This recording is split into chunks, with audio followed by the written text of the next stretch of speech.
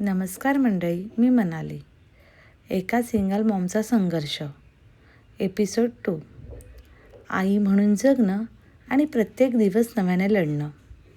Episode 1मध्ये मी तुम्हाला सांगितलं माझ्या आयुष्यातला सर्वात कठीण काळ. घटस्फोट, कोविड आणि माझ्या मुलाला माझं नाव देण्याचे निर्णय. पण खरं सांगायचं तर माझी खरी लढाई तेव्हाच सुरू झाली. कारण आता मी एकटी होते, पण एकटी असूनही मी एकटी नव्हते.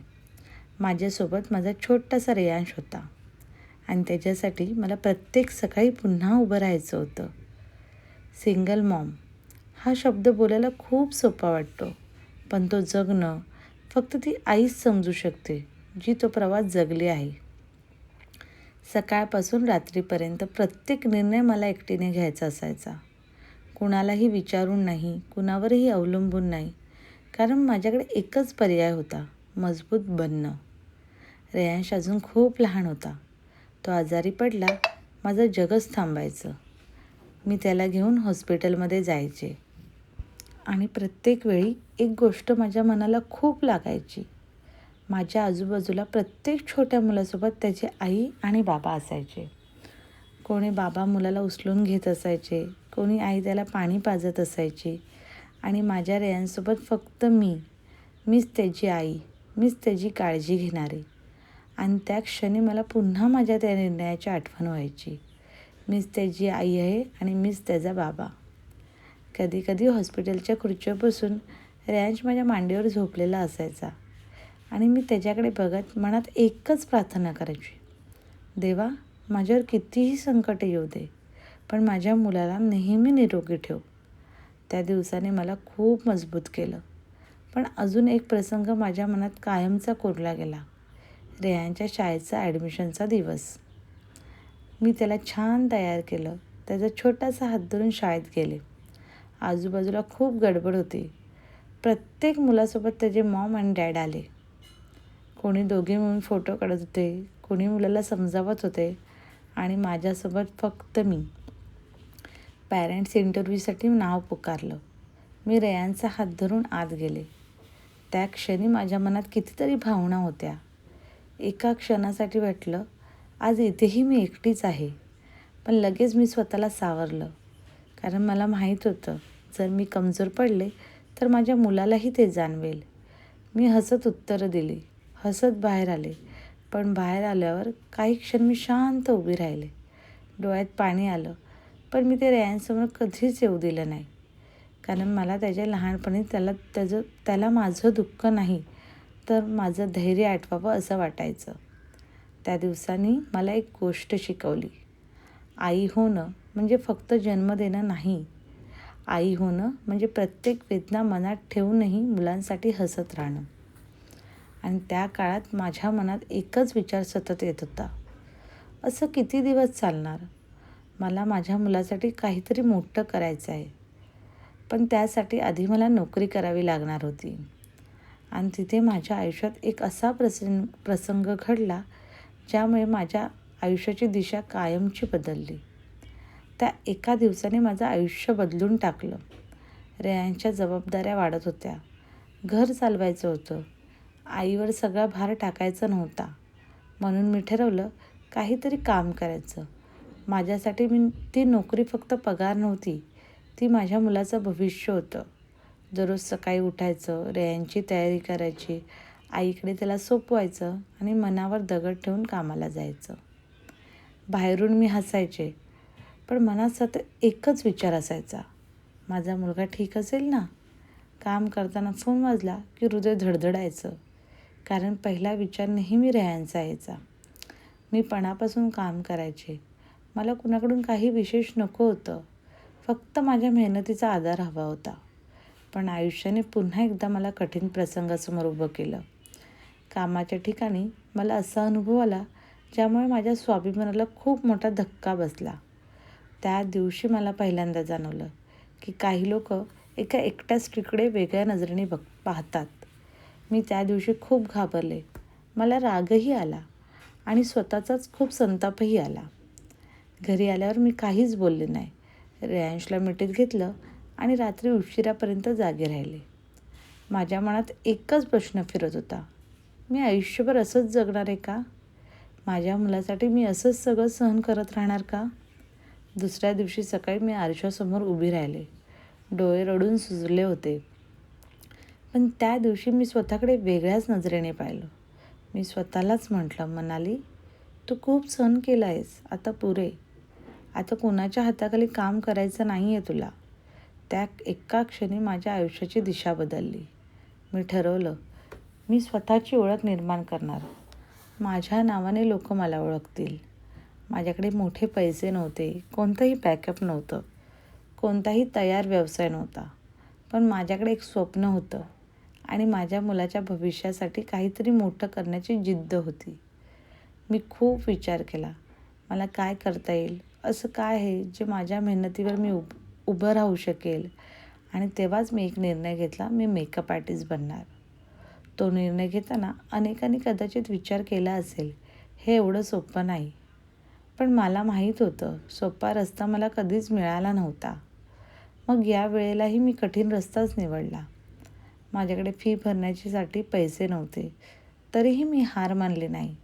कारण मला माहीत होतं, दागिने गहाण ठेवून आज मी माझं स्वप्न विकत घेतलं तर उद्या माझ्या दिवशी मी ठरवलं होतं, मला मेकअप आर्टिस्ट बनायचं आहे. पण स्वप्न बघणं आणि ते पूर्ण करणं, आणखी या दोन्ही गोष्टींमध्ये खूप मोठा फरक असतो. मी मेकअप अकॅडमीची माहिती काढली, क्लासची फी किती आहे हे समजलं आणि काही क्षण मी शांतच बसले. कारण माझ्याकडे तेवढे पैसेच नव्हते. त्या रात्री मला झोप लागली नाही. माझ्या डोळ्यासमोर दोनच पर्याय होते, एक स्वप्न सोडून द्यायचं आणि दुसरं काही करून ते पूर्ण करायचं. मी दुसरा पर्याय निवडला. माझ्याकडे काही सोन्याचे दागिने होते. ते फक्त दागिने नव्हते, त्यांच्याशी आठवणी जोडलेल्या होत्या. पण त्या दिवशी मी स्वतःला एकच प्रश्न विचारला, दागिने जास्त महत्त्वाचे आहेत की माझ्या मुलाचं भविष्य? उत्तर मिळालं आणि मी माझे दागिने गहाण ठेवले. दागिने हातातून देताना डोळ्यात पाणी तर होतं, पण मनात आशा होती. कारण त्या दिवशी मी दागिने गमावले नव्हते, मी माझ्या स्वप्नात गुंतवणूक केली होती. क्लास सुरू झाला. बदलापूरला रोज जायचं, नवीन गोष्टी शिकायच्या, नवीन लोकांना भेटायचं आणि प्रत्येक दिवस स्वतःला आणखी चांगलं बनवायचं. पण संघर्ष अजून संपलेला नव्हता. अनेक दिवस असे यायचे की माझ्याकडे प्रवासाचेही पुरेसे पैसे नसायचे. त्या दिवशी मी स्वतःला सांगायचे, आज पैसे नाहीत ना म्हणून थांबले तर आयुष्यभर थांबावं लागेल. मग मी चालत निघायचे. कल्याण स्टेशनपर्यंत चालत जायचे. पुन्हा परत येतानाही चालत यायचे. ऊन असो, पाऊस असो, थकवा असो, काही फरक पडत नव्हता. कारण प्रत्येक पाऊल मला माझ्या स्वप्नांजवळ घेऊन जात होतं. रस्त्यात चालताना मी अनेकदा विचार करायचे, एक दिवस हे सगळं बदलणार आहे. एक दिवस मी यशस्वी होणार आहे. एक दिवस माझा मुलगा अभिमान बाळगणार आहे. घरी परतल्यावर आराम करायला वेळ नव्हता. यांची काळजी घ्यायची, आईला मदत करायची आणि पुन्हा मेकअप प्रॅक्टिस. रात्र कितीही झाली तरी मी सराव थांबवला नाही. कारण मला माहीत होतं, टॅलेंट जन्मतः मिळत नाही, तो रोजच्या मेहनतीने तयार होतो. हळूहळू माझा आत्मविश्वास वाढायला लागला. रोज माझ्या कामाचं कौतुक करायला लागले लोक. मला वाटायला लागलं, हो मी हे करू शकते. पण अजून एक गोष्ट बाकी होती, माझी पहिली ब्राईड, माझी पहिली कमाई आणि माझ्या आयुष्यातला तो दिवस ज्या दिवशी मला पहिल्यांदा वाटलं, हो माझा निर्णय योग्य होता. माझी पहिली ब्राईड आणि पहिल्यांदा स्वतःवर विश्वास बसला. बदलापूरला क्लास सुरू झाला. रोज शिकत होते, रोज सराव करत होते आणि मनात एकच स्वप्न होतं, एक दिवस लोक माझ्या कामासाठी मला शोधतील. सुरुवातीला कोणालाच माझं नाव माहीत नव्हतं. मी नवीन होते, अनुभव कमी होता, पण मेहनत कमी नव्हती. मी प्रत्येक चेहऱ्याकडे फक्त क्लायंट म्हणून पाहिलं नाही, तर माझ्या स्वप्नांच्या आणखी एक पायरीसारखं पाहिलं.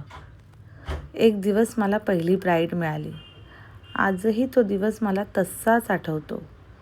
काम सुरू करण्यापूर्वी माझे हात थरथरत होते. मनात हजारो प्रश्न होते. जर चूक झाली तर? तिला माझं काम आवडलं नाही तर? पण लगेच मी स्वतःला शांत केलं. मी मनापासून काम केलं. प्रत्येक ब्रश स्ट्रोकमध्ये माझी मेहनत होती. प्रत्येक छोट्या गोष्टीत माझं स्वप्न होतं. काम पूर्ण झाल्यावर मी ब्राईडकडे पाहिलं. तिच्या चेहऱ्यावरचं हसू पाहून माझ्या डोळ्यात नकळत पाणी आलं. कारण त्या दिवशी मला फक्त पैसे मिळाले नव्हते, तर मला स्वतःवर विश्वास मिळाला होता. माझी पहिली कमाई हातात घेतली आणि काही क्षण मी ते नोट फक्त हातात धरून बघत राहिले. माझ्या डोळ्यासमोर सगळं फिरत होतं. कोर्ट, कोविड, हॉस्पिटल, रेयांश, कल्याण, परत चालत केलेला प्रवास, गहाण ठेवलेले दागिने आणि आज माझ्या मेहनतीने कमावलेले पहिले पैसे. त्या दिवशी मी स्वतःला एकच गोष्ट सांगितली. म्हणाली, तू योग्य मार्गावर आहेस. त्यानंतर हळूहळू काम वाढायला लागलं. एका ब्राईडने दुसरी ब्राईड पाठवली. रेफरन्सवरून काम यायला लागलं. लोक माझं नाव घेऊन फोन करू लागले आणि मला पहिल्यांदा वाटलं, आता माझं आयुष्य खरं बदललं आहे. मी तिथेच थांबले नाही. मला फक्त मेकअप करायचा नव्हता.